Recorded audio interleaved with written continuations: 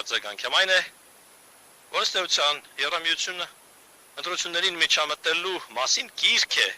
գրել։ Եթե ուզում եք ապացույցներ, դրանք այստեղ են իմ հատորյակի մեջ են կոնգրեսի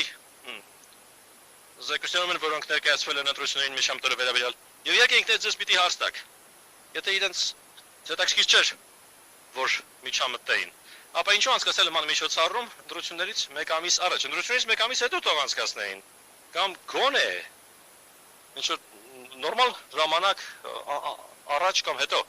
դա միջամտություն է մեծատար մյով։ Եվ հարցը հետևյալն է, արդյոք դա միջամտություն է զուտ Փաշինյանին աջակցելու համար, թե նաև Ալիևին սատարելու համար է այդ միջամտությունը։ Պարոն Ալիևի ունեցած ազդեցությունը Իրանի ներկայիս պատերազմի պարագայում աստղաբաշխական ազդեցություն է, եւ նա իհարկե այդ ազդեցությունը, այդ լծակը օգտագործում է, որպեսզի շարունակի հարձակումներ գործել Հայաստանի նկատմամբ, Եվրոպական խորհրդարանի նկատմամբ իր հայտարարության մեջ։ Նրա հայտարարությունը ամոթի աստիճանի անհարգալից էր եվրոպացիների նկատմամբ, բայց եվրոպացիները այն ընդունեցին, շատերը այստեղից նույնիսկ տրան Բաքու եւ համոզված եղեք,